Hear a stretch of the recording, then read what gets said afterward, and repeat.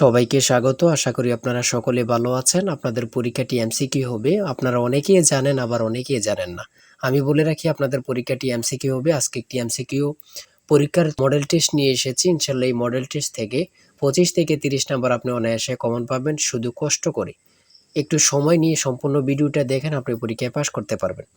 আমি দেখিয়ে দিব কোন কোন বিষয়, কোন কোন টপিক থেকে প্রশ্ন আসবে।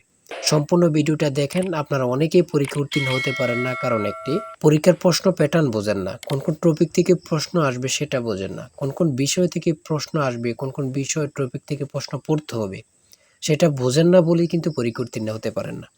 আপনাদের পরীক্ষাটি এমসিকিউ হবে। যেমন এখানে রয়েছে সুশিক্ষিত লোকই মাত্র স্বশিক্ষিত উক্তিটি কার। মনে করেন সঠিক উত্তর হচ্ছে প্রমোদ চৌধুরী।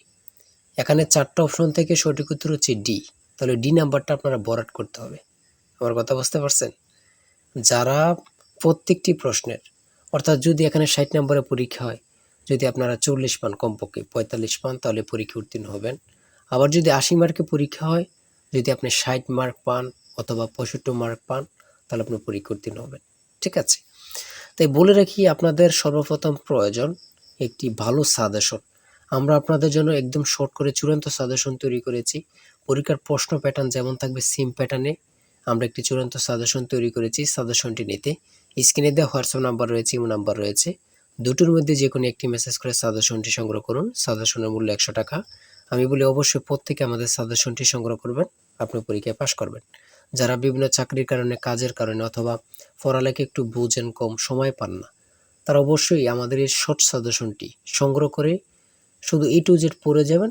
পরীক্ষা দিতে গেলে আপনি উত্তীর্ণ হয়ে যাবেন ইনশাল্লাহ। তাই বলে রাখি, প্রত্যেকে 100 টাকার বিনিময় হলো। স্ক্রিনে দেওয়া হোয়াটসঅ্যাপ নম্বর রয়েছে, ইমো নম্বর রয়েছে। দুটোর মধ্যে যে কোনো একটি মেসেজ করে সাজেশনটি সংগ্রহ করুন। আমি মূল প্রশ্ন প্যাটার্নে চলে যাচ্ছি। এখানে সর্বপ্রথম রয়েছে সুশিক্ষিত লোকই মাত্র স্বশিক্ষিত উক্তিটি কার। সঠিক উত্তর হচ্ছে প্রমোদ চৌধুরী। আমরা জানি প্রত্যেকটি পরীক্ষায় বাংলা, ইংরেজি, গণিত, সাধারণ জ্ঞান থেকে কিন্তু পরীক্ষায় প্রশ্ন আসে। ঠিক আছে? এমনভাবে কিন্তু আমরা যে প্রশ্ন উত্তরগুলো নিয়েছি খুবই গুরুত্বপূর্ণ। হ্যাঁ? যেমন 3 নম্বরে রয়েছে উপযুক্ত শব্দটির অর্থ কী? সঠিক উত্তর হচ্ছে উপরের উল্লিখিত। এখানে বিপরীত শব্দ, সমার্থক শব্দ, ট্রান্সলেট থেকে অবশ্যই প্রশ্ন থাকবে। ঠিক আছে? কোন ভাষার শব্দ, ভাষা থেকে একটি প্রশ্ন থাকবে। হ্যাঁ?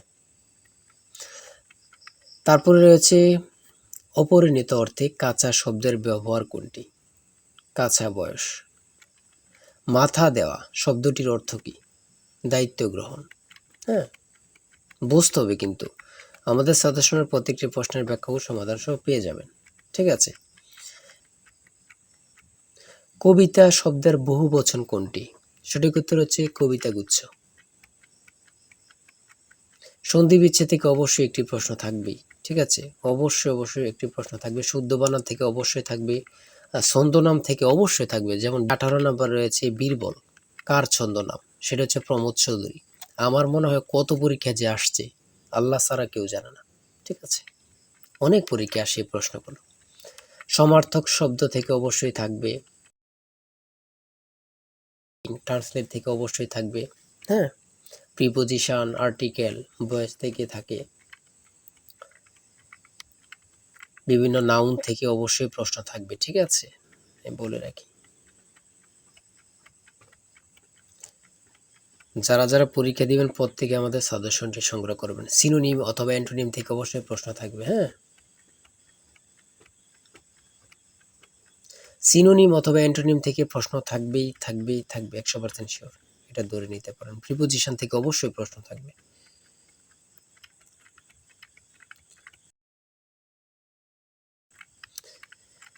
বাংলাদেশের সুপ্রিম কোর্ট মোট কয়টি বিভাগে অথবা বিভাগ নিয়ে গঠিত? সঠিক উত্তর হচ্ছে 2টি।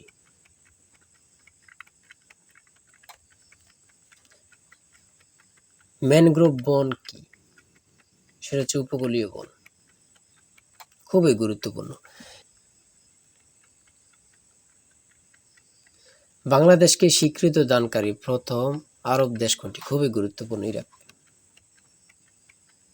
আয়তনে বাংলাদেশের বড় জেলা কোনটি? খুবই গুরুত্বপূর্ণ। রাঙ্গামাটি। ঢাকা কত সালে সুবা বাংলার রাজধানী হয়? সঠিক উত্তর হচ্ছে 1610 সালে।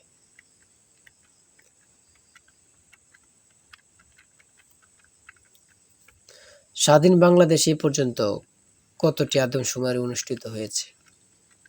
বিভিন্ন সদর দপ্তর থেকে একটি প্রশ্ন অবশ্যই থাকবে। বাংলাদেশের সর্বোচ্চ জাতীয় বেসামরিক পদক কোনটি?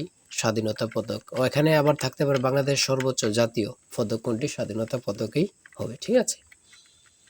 একটা প্রশ্ন দেখা যাচ্ছে একই প্রশ্ন, কিন্তু এটারে একটু ঘুরিয়ে ফিরিয়ে দেওয়ার কারণে আমরা অনেকেই বুঝতে পারি না।